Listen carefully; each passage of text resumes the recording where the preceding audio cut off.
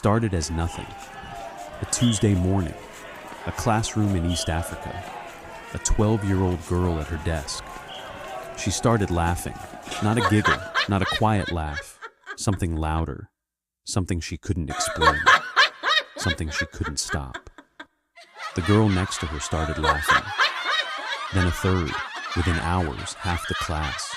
Nobody had told a joke. Nobody was happy.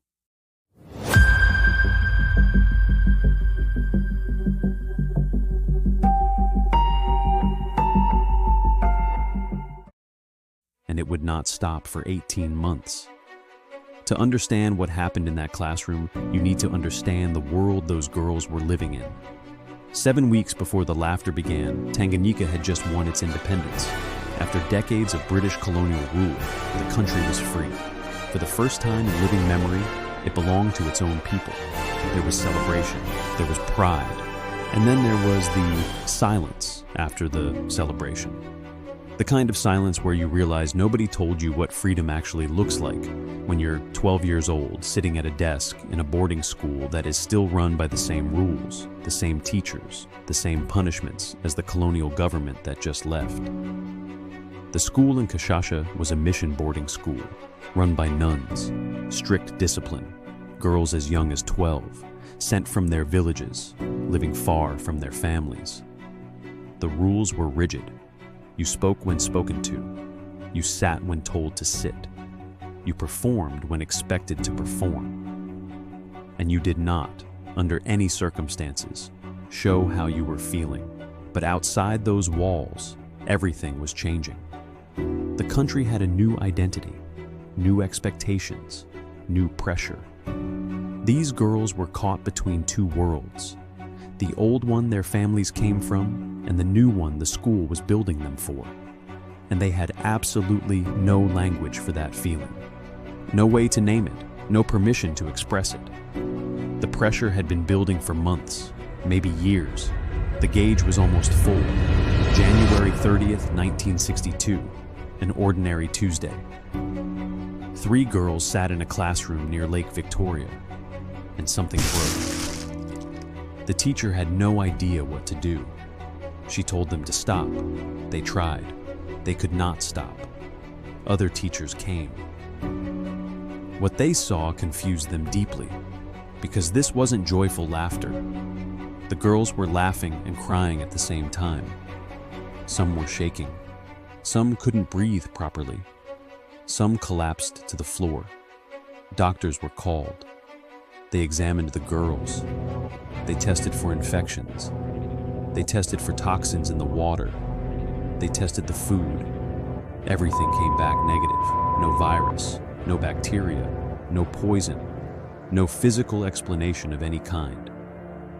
The only medical report ever written about this outbreak was filed by 2 doctors named Rankin and Philip. It is 4 pages long. It describes weeping, panic, physical collapse, and fear. It mentions no joke. By March 18th, school officials gave up. They shut the school. They sent 95 girls home to their villages. They thought that would end it. It didn't end it. Within days, the girls' families started laughing, then their neighbors, then the next village, and the next. A second school closed, then a third, then a fourth. 14 schools were eventually shut down. Over 1,000 people affected, all within 100 miles of where 3 girls sat at their desks on an ordinary Tuesday morning. The government sent investigators, scientists, psychiatrists, anyone who might be able to explain what was spreading through the villages of Tanganyika with no germ, no toxin, no physical cause. Here is what they eventually pieced together, and I want you to pay close attention, because this explanation is one of the most disturbing things science has ever quietly confirmed about the human brain. Your brain has a region called the motor cortex. It controls your body, your movements, your expressions, your physical reactions, and right next to it, woven into it, are what scientists call mirror neurons. Mirror neurons are why you yawn when someone else yawns, why you flinch when you watch someone get hurt, Why you smile back at a baby who smiles at you before you've even decided to. Your mirror neurons are constantly scanning the people around you, reading their bodies and firing your own body to match. Now add the second piece. These girls had been under pressure that had nowhere to go for months. Not just the normal stress of school, something deeper, more specific. Tanganyika had just won independence. On paper, everything had changed. In that classroom, nothing had. The same British-run school, the same nuns with the same rules, the same punishment for speaking out of turn. But the girls had been told they were citizens of a new free nation, and then they went back to their dormitories and had no say in when they slept, what they ate, or whether they were allowed to go home. There was no language for that contradiction, no permission to be angry, no safe way to say, "This doesn't make sense," no mechanism to release any of it. Then January 30th arrived, end of term exams approaching, the pressure spiked, and one girl's nervous system found the only exit it could. What came out wasn't happiness, it was discharge. Pure nervous system overload finally finding a crack in the wall and pouring through it. Now here is where the science becomes genuinely terrifying. The girls who watched her, they didn't choose to laugh. Their mirror neurons fired. Their bodies read the signal. Extreme distress expressing as physical release. And because they were carrying the exact same unspoken pressure, their nervous system said, yes. That. Not a joke spreading, not silliness spreading. A feeling spreading. Through the most ancient, most involuntary mechanism the human brain possesses. And then the second mechanism kicks in. Scientists call it the Nocebo effect. It is the dark twin of the placebo effect. You've heard of placebo? Believing something helps makes it actually help. Nocebo is the opposite. Believing something is happening to you makes it actually happen.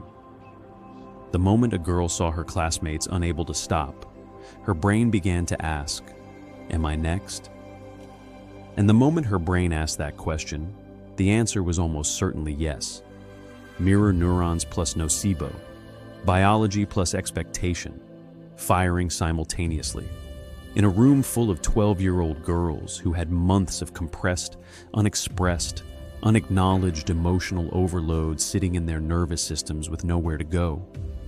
The laughter was real, the pain was real, the fainting was real, the rashes, the difficulty breathing, the shaking, all real. The cause was invisible, but it was never mysterious. One of the scientists who studied this case for decades put it in the clearest possible terms. He said, "It has to express itself bodily. That gives the person a way to say, 'See, I'm suffering. Something is going on. I'm not just depressed or withdrawn.'" These were not hysterical girls. They were not weak. They were not putting on a show. They were 12 years old, living under conditions that would break most adults, carrying a weight that nobody in authority ever acknowledged. And when one nervous system finally said enough, a room full of nervous systems carrying the exact same weight said it too.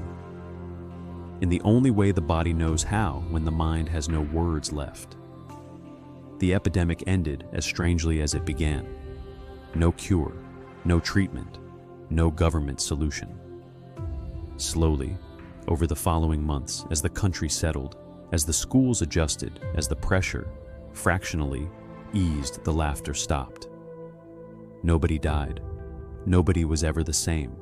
History remembered it as a quirky footnote, a strange story about contagious giggles, something to mention at parties.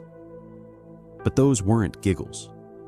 That was the sound of 1,000 people finally being heard, in the only way they were allowed. The school in Kashasha is still there today. None of the girls were ever asked how they felt. There are thousands of stories like this one. People who broke under pressure, the world refused to acknowledge. People whose pain got turned into a punchline, a curiosity, a weird historical footnote. This channel exists to find them, to say their names, to take them seriously. If this story made you feel something, that's because it was designed to. Not by us, by history itself. Subscribe, because the next one is just as buried.